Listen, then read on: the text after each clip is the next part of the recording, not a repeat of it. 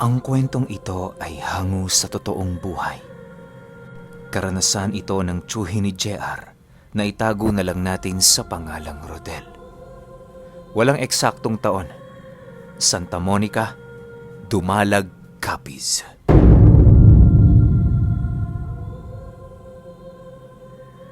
Itong mga panahong ito, isang magsasaka sa sitio ng Santa Monica itong si Rodel. Bagaman mula sa angka ng mga manggagamot, ay pinili niyang mamuhay ng normal.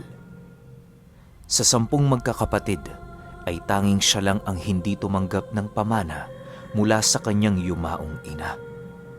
Sa pag-aakalang makakapamuhay siya ng normal, ay pinili niyang magpakalayo-layo, ngunit sa kabila ng naging desisyon, ay hindi pa din siya nilulubayan ng tawag ng kanyang tungkulin.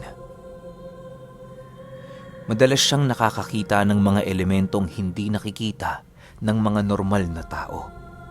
Kadalasan pa sa mga ito ay humihingi ng tulong sa kanya. Binabaliwala niya ito at nagpapanggap na hindi niya nakikita at naririnig. Ngunit isang elemento ang nakapukaw ng interes nang noon ay binata pang si Rodel.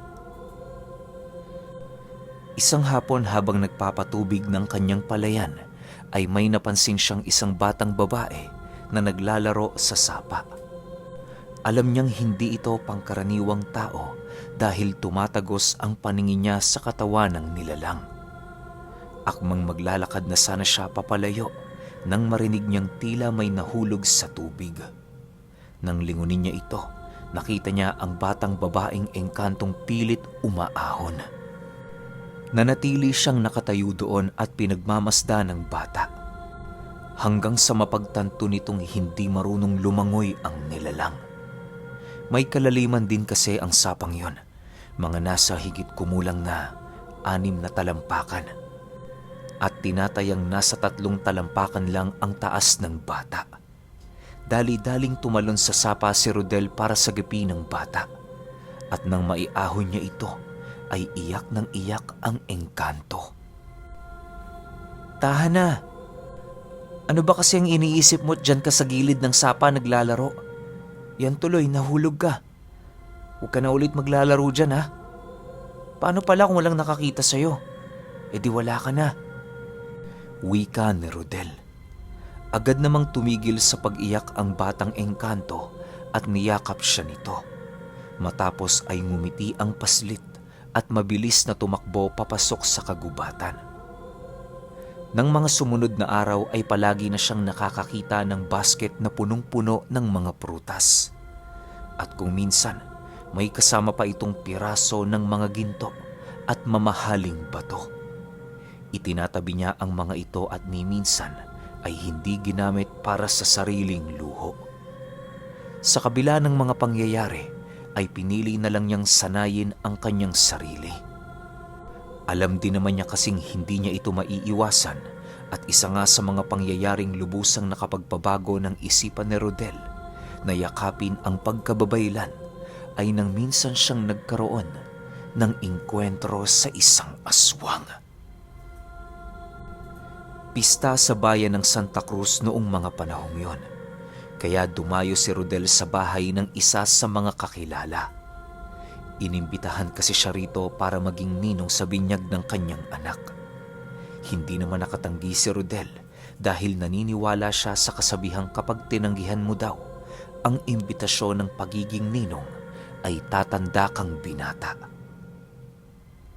Matapos ng binyagan ay kumain at nakipag-inuman muna siya sa kanyang mga kaibigan.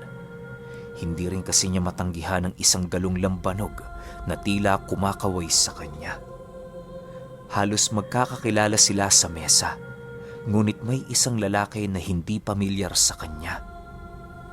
Ayon sa kanyang kaibigan, ay pinsan niya ito mula sa bayan ng Romblon. Noong una ay napakatahimik lang nito, ngunit nang malasing ay nagsimula na itong maglabas ng hangin sa katawan. Nagpakilala ito bilang si Joel at medyo napreskuhan ang mga kaibigan ni Rodel sa naging asta nito. Lalo pa nang banggitin niya na ang mga nakatira sa Capiz ay mga aswang. Alam nyo mga pare, putok na putok sa buong lugar na maraming aswang dito sa Capiz. Kung talagang totoong aswang dito sa lugar ninyo, hinahamon ko siya. Kung talagang kumakain siya ng tao abay magpakita siya sa akin.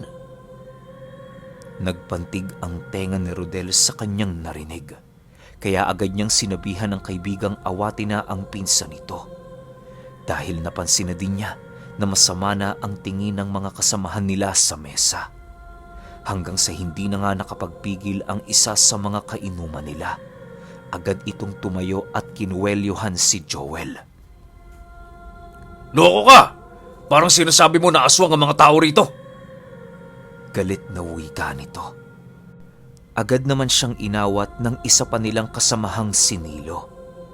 Agad na ding naupo ang nanita kay Joel dahil ito palang si Nilo ay kinakatakutan sa baryo ng Santa Cruz. May mga sabi-sabi kasing bantog na aswang ang kanyang pamilya. At dahil sa nagkakagulo na, ay minabuti na ni Rodel na umuwi. Agad siyang nagpaalam sa mga kainuman at akmang aalis na sana siya ay hinawakan ni Nilo ang kanyang kamay. Saan ka naman pupunta pre? Di pa nga tayo tapos May isang galon pang di nabubuksan. Wika nito. Ngunit sa tansya ni Rodel, hindi maganda ang patutunguhan ng usaping yon. Kesa magkagulo ay pinili niyang maupo na lang ulit.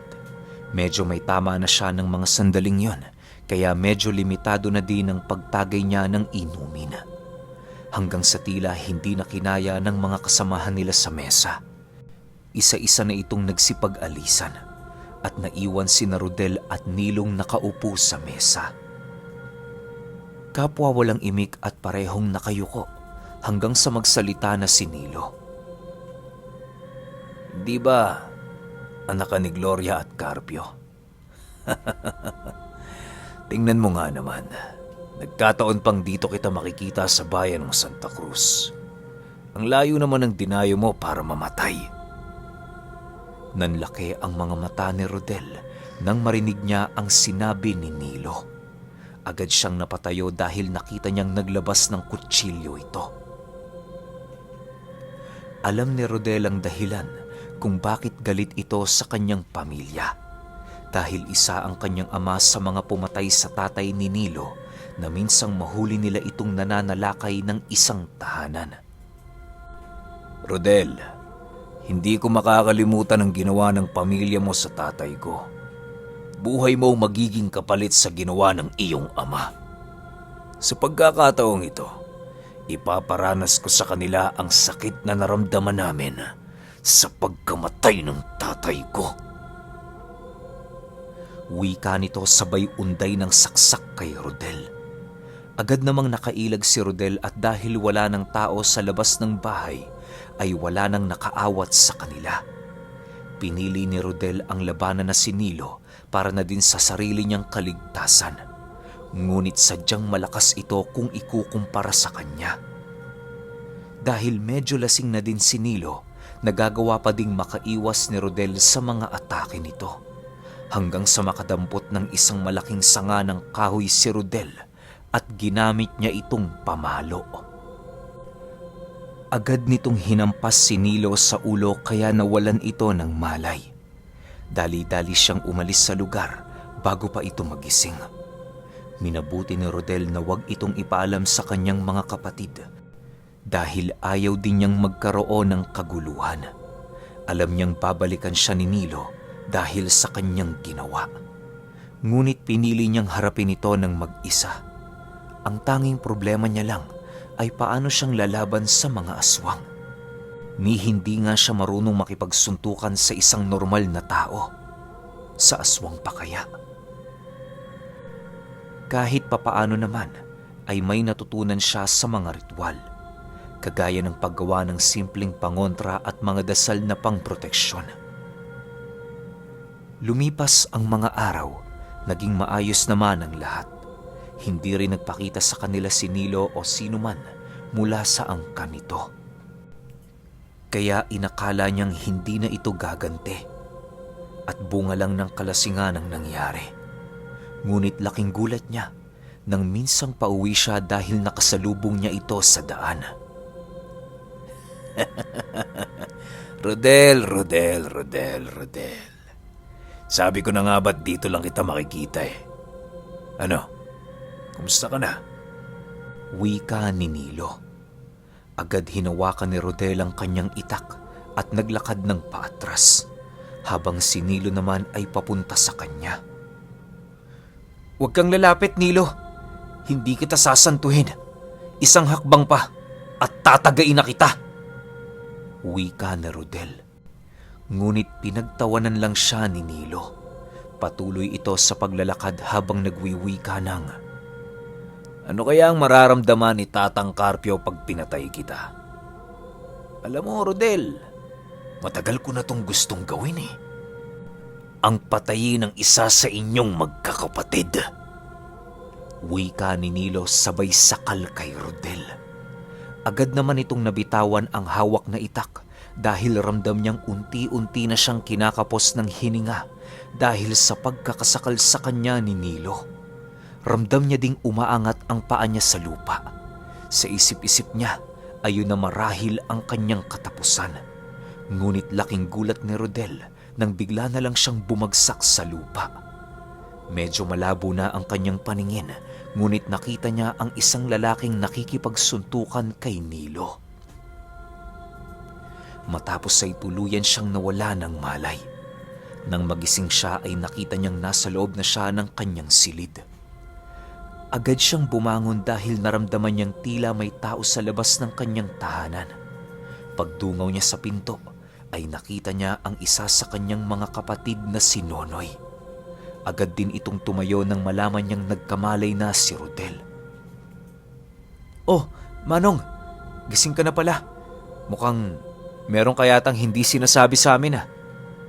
Bungad na tanong ni Nonoy. Agad namang nagdahilan si Rodel. Ayon sa kanya, simpleng away sa inuman lang ang pinagmula ng pananambang ni Nilo sa kanya. Bigla nitong naalala ang nangyari, kaya agad siyang nagtanong sa kapatid. Si Nilo nga pala. Anong nangyari sa kanya? Nasaan na siya? Tanong nito.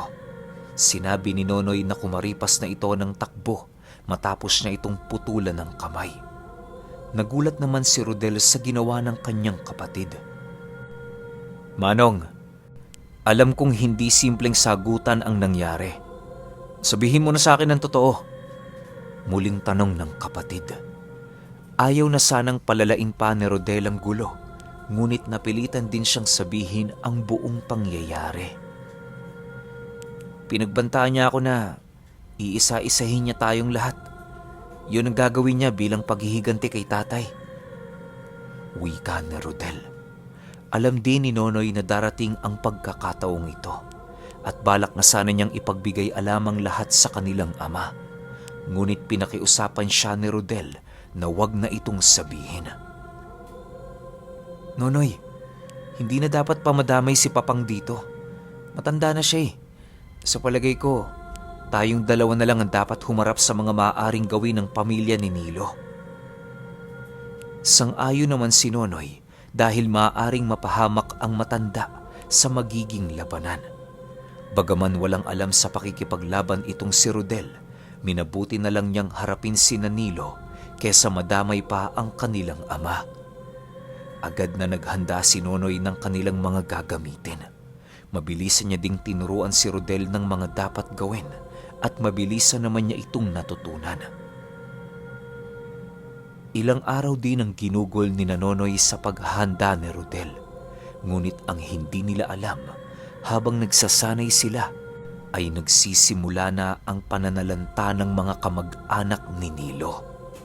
Nakarating ito sa iba pang kapatid ni Rodel, maging kay Lolo Carpio. Kaya naman nagtaka ang matanda dahil ang alam niya, matagal nang wala ang pamilya ni Nilo sa kanilang lugar. Ipinatawag niya ang mga magkakapatid na nasa malapit. Ang ilan kasi sa kanila ay nasa karatig probinsya pa at tanging aapat na lang silang natitira na piniling mamuhay sa tabi ni Lolo Carpio. at gampanan ang kanilang mga tungkulin sa kalikasan. Muli na naman tayong nahaharap sa isang malaking kaguluhan. Kung ano man ang naging dahilan nito, malamang may kaugnayan pa din ito sa mga nangyari sa nakaraan. At ito ang paraan nila upang gumante sa ginawa nating pagpatay sa kanilang padre de pamilya. Wika ni Lolo Carpio. Habang nag-uusap ay biglang dumating ang kapatid ni Lolo Carpio na si Lolo Canor. Sa ayos nito ay halatang may nangyaring hindi maganda. Manong Carpio, ang pamangkin mong si Celia nawawala. Hindi pa sila nahahanap ng mga taga-baryo. Kasama niya ang anak niya. Wika ng matanda habang naghahabol ito ng hininga. Sinasabi ko na nga ba? Nonoy, Rodel, samahan ninyo ang tiyo kanor ninyo. Hanapin niyo ang pinsan at pamangkin niyo. Utos ni Lolo Carpio. Agad namang lumakad ang dalawa. Habang nasa daan ay kinausap ni Rodel si Nonoy. Hindi ko akalaing aabot sa ganito ang simpleng hindi namin pagkakaintindihan ni Nilo. Nadamay pati mga kamag-anak nating wala namang kinalaman. Wika ni Rodel. Agad namang tumugon si Nonoy nang, "Hindi Manong, kung ikaw lang ang sadya nila, bakit sila Manang Celia nadamay? Hinala ko matagal na nilang pinlanong paghihigante, kaya wag mo nang sisihin ang sarili mo." Pagdating nila sa tahanan ni Canor, ay agad silang kumuha ng mga impormasyon. Ngunit wala ding masyadong alam ang mga tao doon, kaya pinili nilang hanapin na lang ito sa paligid. Biglang naalala ni Nonoy ang kakayahan ni Rodel, kaya naman hiniling nito sa nakatatandang kapatid na gamitin ang kapangyarihang makipag-usap sa mga elemento. Hindi ko alam kung may sasagot sa akin, Noy. Pero sige, susubukan ko ha. Agad na nagtawag si Rodel at ilang sandali lang ay lumabas ang isang batang babae at nakasuot ito ng puting damit at may dalang kulay pulang bulaklak. Iniabot niya kay Rodel sabay yakap. Ito din yung batang babaeng iniligtas niya sa pagkakalunod noon sa sapa. Manong, tinawag niyo po ako? May kailangan po ba kayo? Agad na tanong ng babae.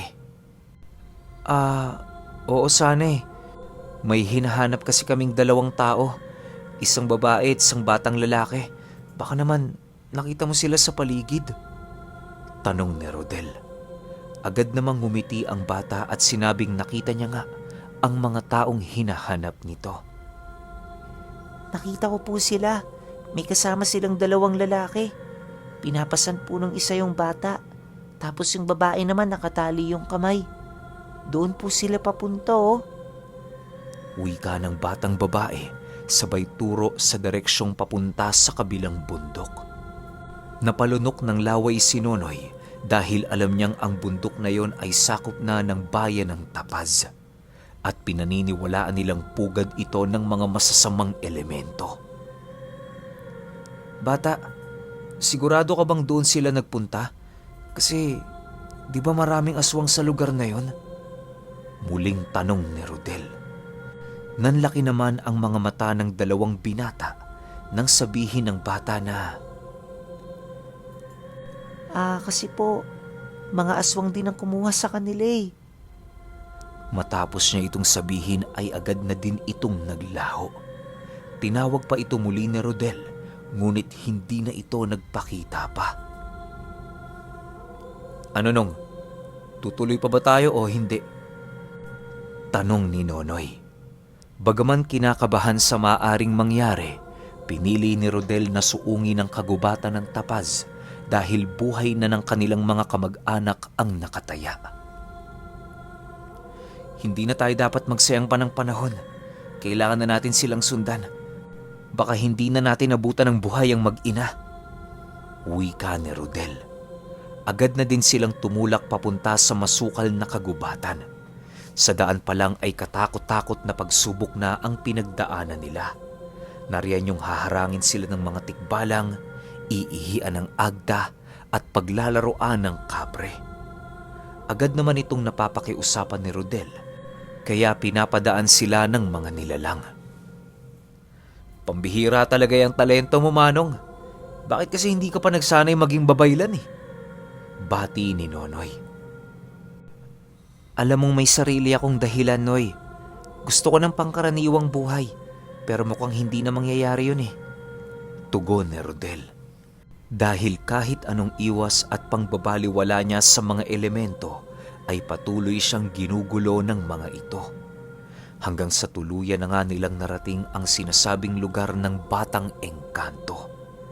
Nasipat nila mula sa kanilang kinaroroonan ang isang maliit na kuta na binubuo ng mga kalalakihan.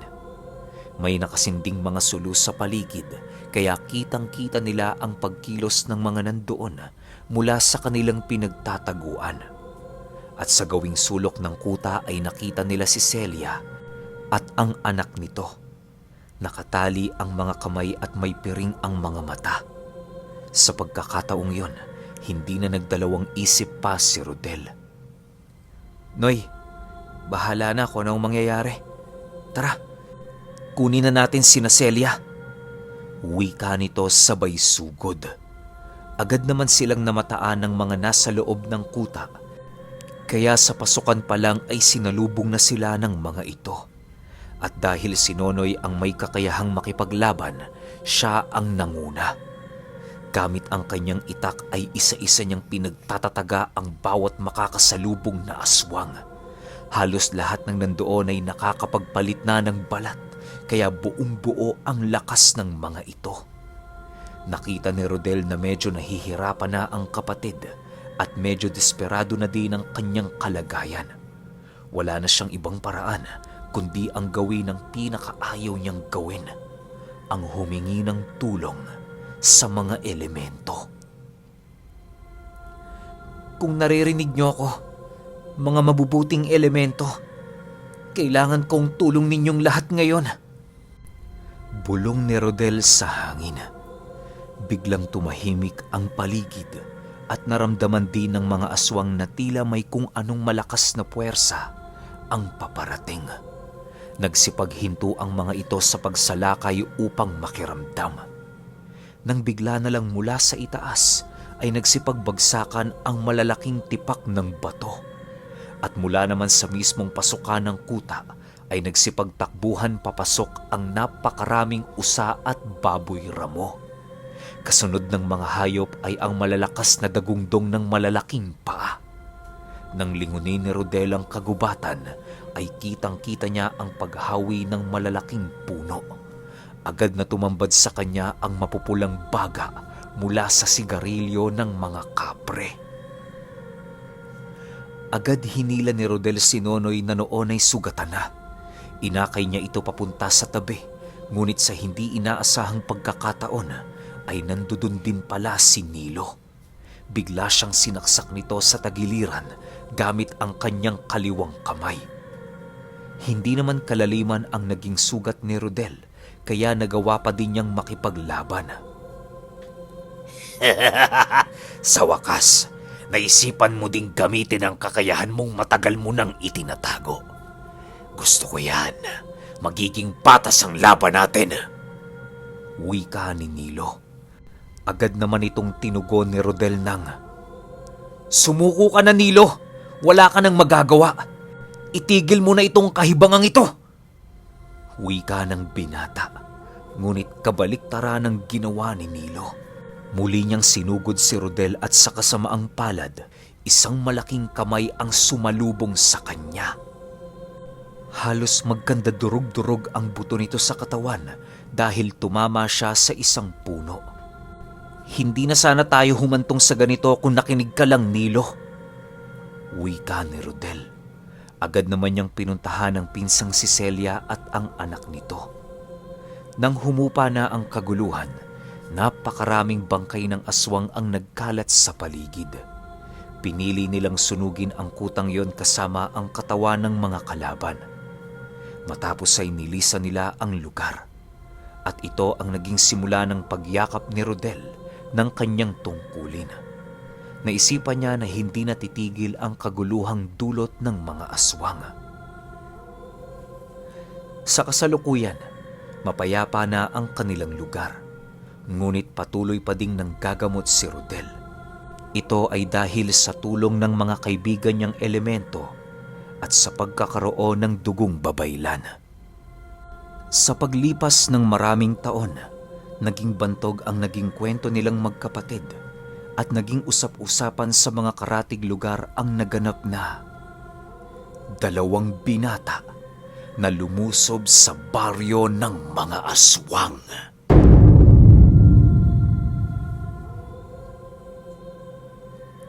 Okay, grabe, sobrang angas talaga kapag mga nasa bloodline ni JR, no? Yung tipong tatapusin kagad nila yung buhay ng mga aswang. Pero ang kinagandahan ng kwento na to, parang kung familiar kayo sa kwento natin na Manong Carpio, search nyo, meron dyan playlist Manong Carpio. Pakinggan nyo yung kwento na yun. Parang ito yung nangyari na sa future, magkakaroon ng dugtong-dugtong. Actually, maraming ganito yung paisa-isa lang ng kwento. Kaso iba-iba yung title ko. Tapos, iba-iba rin yung parang nagkaroon ng experience. Mga ganun. Sa dami ba naman ng kwento natin sa channel, hindi ko na maiisa-isa sa inyo. Kasi nasa 1,400 na yata tayo or 1,300 na kwento. Pero kung sakali lang may oras kayo or kung wala akong upload, pakinggan ninyo yung Manong Carpio. Napakaganda rin ng serye na yun. Maiksi lang, parang 4-5 episodes lang. Tapos mapagdudugtong-dugtong nyo yung mga nangyayari. Pero kayo, kung may opinion kayo sa kwentong ito, i-comment nyo lang sa baba. Yun lang. Hanggang sa susunod na kwento. Salamat.